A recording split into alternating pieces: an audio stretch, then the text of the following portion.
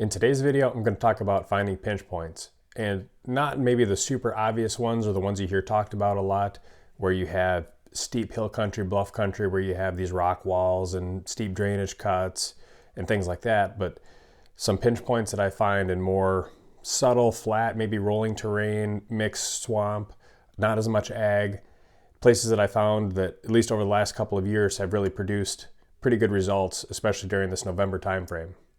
Some of them might still seem pretty obvious, but other ones I think are a little bit more subtle, and they're not going to be used as much as a really defined steep hill country funnel. However, they can still be very effective. So now here's an example of a creek or water-based funnel, and this one you could probably tell is maybe somewhat obvious, but maybe not. But when I look at this, I can see that certainly there's trails that parallel the creek, and that's always something that you tend to see, whether it's a man-made type of canal system or if it's a creek like this. You don't have to have a full-blown river system to have a good pinch point around some of these outside edges. And you can tell that these trees are tamaracks mixed with some other brush. How do you know that they're tamaracks? Well, if I go back to a different time point here, I can see that right now they look brown. And then when I went back to this other time point, which was probably a little bit later in the spring, May 3rd, they're green. When I look at this pinch right here, it's a little bit tougher to maybe pick an exact tree location. But if I just follow this along the rest of the way, you'll see that there's other places that still act as that funnel. Like if we just follow this transition line, you still have this brush line. You have a lot of edge here with hardwoods and a little pocket of higher ground next to the brush, next to the creek. And you can see those trails that just continue on right over to this little island system. So anywhere along in this edge, it's not super defined like you would find, the top of a ditch funnel in hill country, but this can still be a very good combination of factors that really corrals deer movement. All right, let's jump to another example here of a creek-based system, and this one is really interesting for a couple of reasons. I have an old imagery shown right now, but this one's got different factors around it. There's no swamp here. You just have this creek system. You got hardwoods on one side, you got clear cut on the other side. But there's one thing that really makes this stand out to me. This creek by itself is not very deep. It's not something that would really hinder a deer's ability to cross it. And what you do see is between the clear cut and the creek, you have a thin strip of trees. And what I've found in areas like this, as I turn on the 10-foot contours, is you have a little bit of a roll off toward that creek. And they basically just will go ahead and log up as close as they feel comfortable, and maybe as that rolls off into the creek, they don't get their equipment in there to cut all the trees right down to the water edge. And so what you're left with is you have this little corridor that goes along, and along that corridor you're going to have these little outside bends of the creek, like we have right here in the center of the screen. And again right here, another little pocket. Again right here, another little pocket. And you can also see with those 10-foot contours areas where you have either like a little drainage system that pops down to that area like you have right here, or if you have points and knobs that drop off into those areas like you have right here. If I go and change the map to something that's more recent, you can see, yes, this certainly has grown up quite a bit since then. I know that the photos in this area for SAT3 tend to be within the last couple of years, and the SAT1 in this particular area tends to be much older. So I can get a good feel for that, knowing that, okay, this pocket of clear cut is likely large enough, it's old enough now that it probably supports doe bedding. And so those pinch points along that creek system could be good places for bucks to cruise, especially with a northwest wind, to be able to scent check on the downwind side. And what I find with areas like this, where you have that little thin travel corridor along some kind of water, in this case it's a creek, but it could easily be a beaver dam system, it could be a little pond, you'll oftentimes find scrape lines and rut travel corridors there. So if I was going to speed scout a place like this, I would basically just walk that entire corridor and look for places that make the most sense to be natural pinches. And in terms of access, if you had a northwest wind, accessing across that creek would be pretty ideal. You're not always going to have something as obvious as a creek to be able to corral deer movement. And we all know that deer are creatures of edge that like to travel along edges. And so if you can find these little pockets that have a lot of diversity, a lot of different things meeting, really that's a collection of a lot of different edge. And that in and of itself can create really good pinch points. maybe not direct pinch points where you have one solid trail that goes through, but a large congregation of deer movement. And as I look at a spot like this, immediately this looks like water, a lot of water, but it was taken pretty early in the year. Could have been a wet year, May 3rd.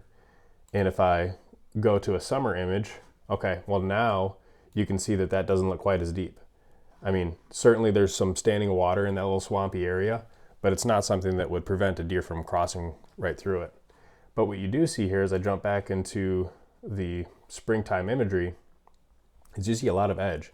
You see what looks like probably a pocket of aspens along the southwest side of that swamp. You have some evergreen trees in there. You have an old logging trail or access type of trail. You have some hardwoods up here on this ridge, and then you have some trails crossing over to this island. So there's a lot of stuff going on here. And where all of that edge, or a lot of it, congregates is sort of right where I have the middle of the screen right here. So this is definitely an area that I would go check out. I would probably scout basically the whole edge of that swamp, but where you see that max diversity and kind of that little inside corner here is right in the center of the screen. You talk about inside corners as being pinch points on like field edges, and you talk about outside bends of rivers being pinch points. Well, in this case, you have somewhat of a corner right here that's created just naturally by all of that different habitat converging. Here we have an example of a land bridge. A lot of times you find that in cattail marshes like this area, you have these little islands that are surrounded by cattails. And a lot of times those islands will act as visual cues. You know, you can be standing in a sea of cattails and you can see the treetops over here. And a lot of times you'll find that they act as sort of hubs for deer travel. Some of them will have bedding, some of them have good feed trees on them. But a lot of times you'll find deer travel in kind of straight lines from one to the next. And so when I look at this image right here, what stands out is, yeah, there's a lot of trails that go across here, but there's also this edge right following my mouse from one corner to the other. And if I switch the views here,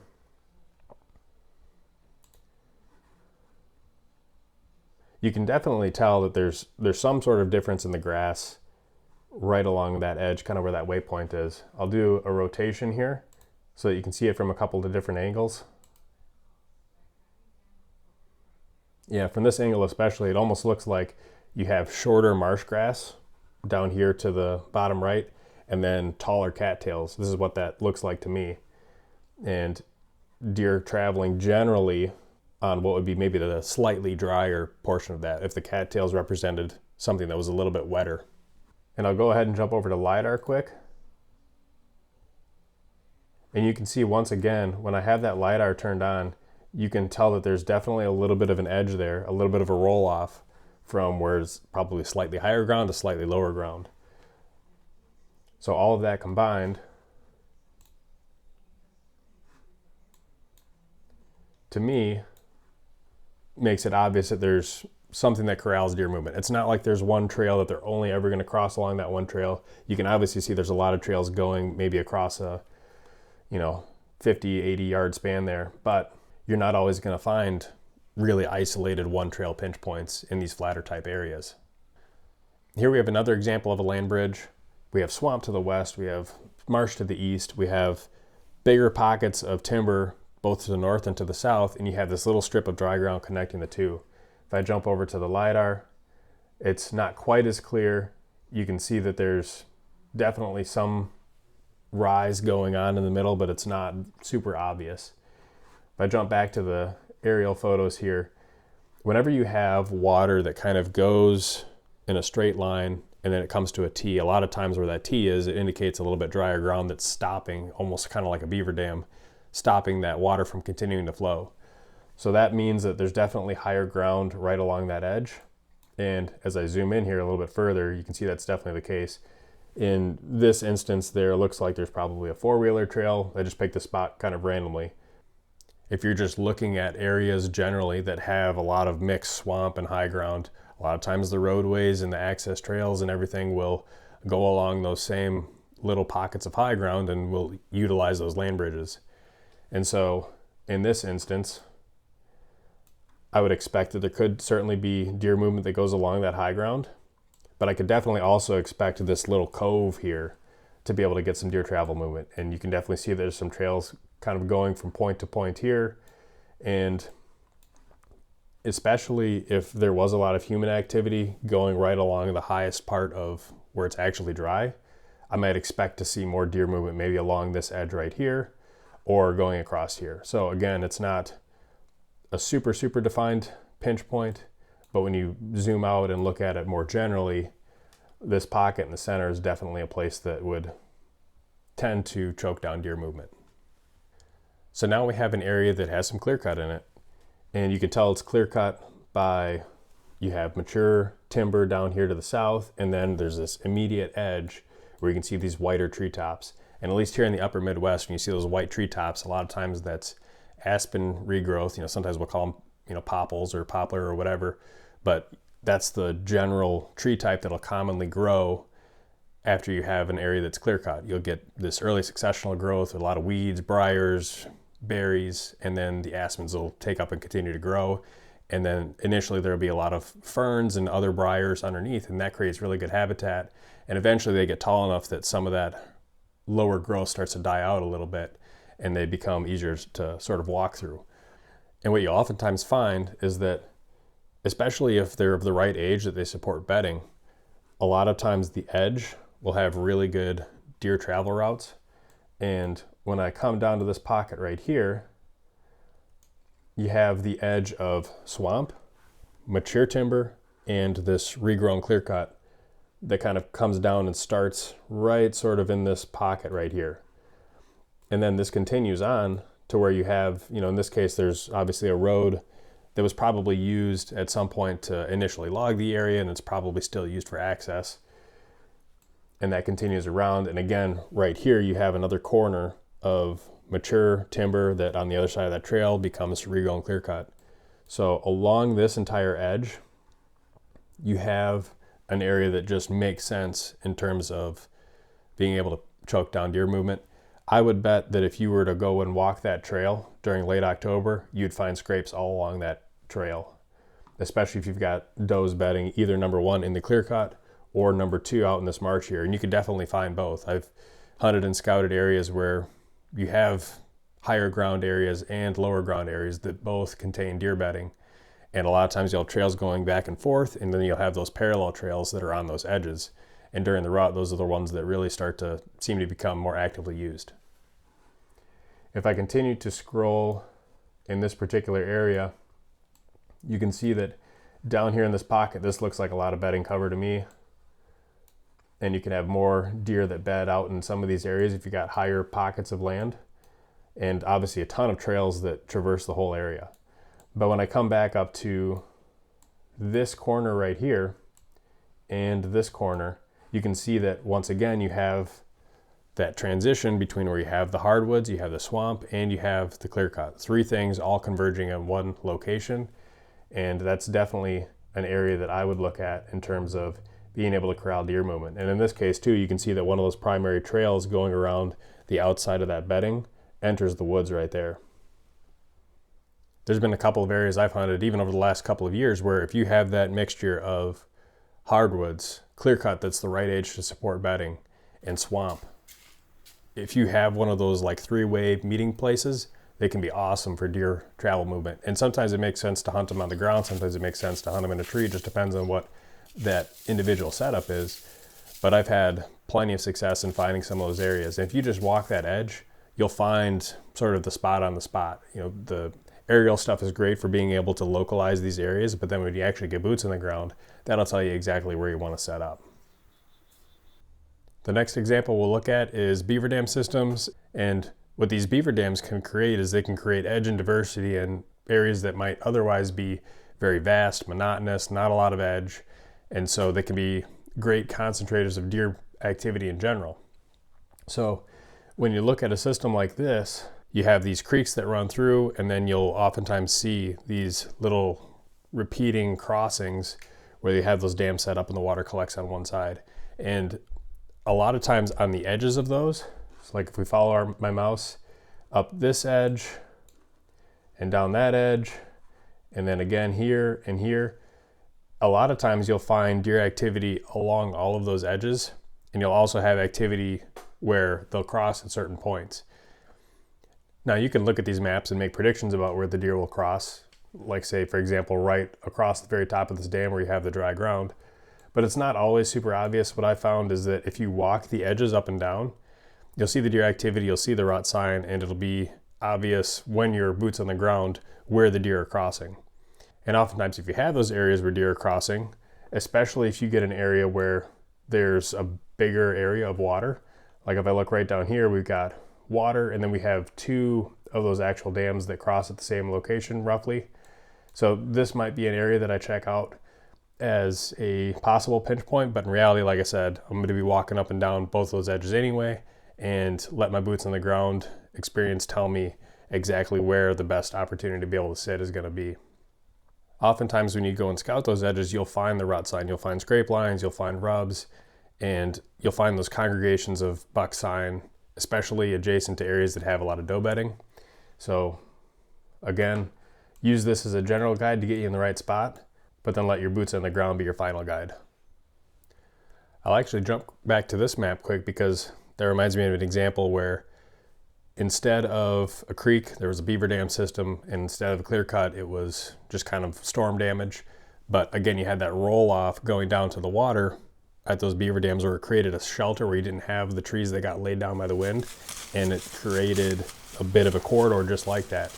So I was full of rut sign, and I sat there and probably saw, I think, 5 or 6 bucks over the course of 2 days. Of course, I didn't get the one I was after. Trail camera showed that he was there on the days I was working. Sure, a lot of people can relate to that. But the point being, that area set up very well for deer travel because you had a beaver dam system like this, some water, deer were crossing the edge, and you had a lot of doe bedding up in the actual hardwoods. But if you can find doe bedding in a beaver swamp in close proximity, very oftentimes you'll find those will be good travel corridor areas for bucks to cruise during the rut. One more example here, we got beaver dams once again. You got this more open marsh swamp. You've got these areas that look like they're clear cut, again, the white tops on the trees, and they're spaced very closely together, high stem count. So that tells me that this was probably an area that was logged out. You got some areas where you have mature timber, you got some areas where you have evergreens, and look at that crossing that you have sort of right through this area right here. And then once again, look at this area that you have right here adjacent to where you have this open water on the right. You have this higher ground here to the left, and it kind of crosses through right here as well. So this area in the center of my screen, it connects a lot of different area. So when I zoom back out and I look at this area in general, you see that you have these larger blocks of higher ground right down here to the south, up here to the north, and then over here to the west, and again over here to the east. And the areas that connect all of those two are right down here in the center. You have these lines, and then you have this one going here east to west, and then around the edge of the water you have some trails that you can obviously see spreading out of that point and going over here to the west. So throughout this whole region, again, there's not one individual trail that really stands out, but I would definitely scout this whole area and let your scouting be the guide in terms of what is the best spot to be able to set up. But certainly those are areas that pretty obviously, once you take a look at it, are going to constrict deer movement from very large areas to very narrow areas. And then lastly, another clear-cut area here, but in this instance, you have different ages of clear-cut. You have, again, a little bit older clear-cut. You can tell that because the trees, if you zoom in especially, the trees are white, and this is a leaf-off imagery, so you know that those are probably those aspens. And then you have some of these evergreens mixed in, as you can see, closer to the water. And again, this is an example of where, just like that example before, you probably have somewhat of a roll-off going into that little depression where the water is, and that's probably why they didn't get the equipment down there to actually log down right to the water's edge. If I click on the LiDAR here, yep, you can see with the LiDAR, it definitely looks like it rolls down in. I can go to split screen mode. And with the split screen on, yeah, it seems pretty obvious there. Now, the point I wanted to make about this spot, yeah, there's water, and a lot of the examples that I've shown so far have water. But the bigger thing with this specific example is that you have multiple ages of clear cuts. You have this older clear cut that's clearly gotten the aspen growth up to a certain age, but then the clear cut here to the north is much newer. And along that edge, you're going to have generally good deer activity because that younger clear cut is usually going to have good food and eventually it's going to have good bedding. The older clear cut, depending on exactly how old it is, could be easier for the deer to travel through. And a lot of times on those edges, you're going to have good deer activity. And in this case, because you have the pond, you have that third ingredient. You have that water, you have that little bit of elevation change, and you have that different tree type. You have a couple of those pines in there. You got a little bit more of those larger, more mature trees that didn't get cut down. And a lot of times in these flatter areas, if you can stack up those different types of diversity, those different types of edge to where you have 3, 4, even 5 things meeting all in the same area, you're just stacking the odds more and more in your favor that you're going to have an area that's going to congregate deer movement better than if you just had, say, one edge. So this is definitely a type of area that I would go through, I would scout, I would loop all the way around that pond and just kind of walk that whole entire edge. And that'll tell you where some of the best travel pinch points would be. And actually, as I look at this map a little bit more, one thing that stands out is the whole road system. They'll use roads and they'll create roads to be able to take the timber out. And some of those roads look like a giant maze initially here in this younger clear cut. But then as that starts to grow up, only those primary roads that they continually use to haul the lumber out seem to stay and remain. Like if we look up here in the upper left, we have this primary trail that still remains despite the fact that you have now trees growing up on either side of it. And a lot of times, especially when those clear cuts are younger, the deer will very frequently travel right on those trails. And if you have a Y connection, like we have right up here, that can sometimes be a great area to congregate deer movement as well. Now, you're gonna have to play it by ear in terms of hunting pressure, because if guys are accessing on a trail like that, then it might totally skew the results. But if you have an area like this where you have some of those older logging roads that are, somewhat abandoned, maybe they're grown up with weeds and grass, they can be great places to travel and check out. And a lot of times you'll find scrapes along those logging roads. But a lot of times what these intersections will also create is they'll create these little open pockets. And when you have timber that looks like this, even if you're hunting on the ground, it can be hard to be able to find places that are even open enough to be able to sit down, draw a bow back and shoot, beyond 10, 15 yards. But if you have some of these intersections, they can create a little bit bigger pockets. And so then you have an area where you could set up on the ground and be able to actually take a little bit more variety of shots. There's an area that I showed on a video from a couple of years ago where I was in this type of an opening on the edge of a clear cut where you actually had the opportunity to be able to sit on the ground and be able to shoot. And I also had a blowed down log that was right there, so it created a nice natural edge that the deer would want to cross around. And so again, it was just multiple things stacking up. The opening on the edge was what pulled the deer in, and then the big blown down log was what allowed those deer to not basically walk right up on me, gave me that little 15-yard buffer so that I could basically sit back there a couple rows into the trees and be able to watch deer go by all day long until I would have one that would walk by that I would want to take a shot at. And even if areas like that do get more hunting pressure where you're at and you got guys walking up and down them all the time, a lot of times you'll still find deer will use them, say at night, and they'll leave sign there. So it can be a good place also to check for scrape activity, check for tracks in those scrapes, and be able to spot check an area quickly before you go in deeper to the area that you actually want to hunt. So I hope that video was helpful for you. I hope I tackled some pinch point type areas that were maybe a little bit less obvious, or not the ones that are always talked about, like the field inside corners, the outsides of rivers, the creek crossings, the little shelter belts that connect two big, larger blocks of timbers when you have harvested crops all around, or even the really terrain-dependent pinch points that you get in some of the steeper bluff country. If you guys have any questions, drop in the comments section down below. This hopefully gives you a good baseline, but there's a lot of other, very similar scenarios that might all lay out a little bit differently. The key thing is these are things to look for, but then ultimately getting boots on the ground will be your final guide in terms of finding the best spots to actually set up. And then if you had any questions about the software I was using today, I use Spartan Forge for basically everything.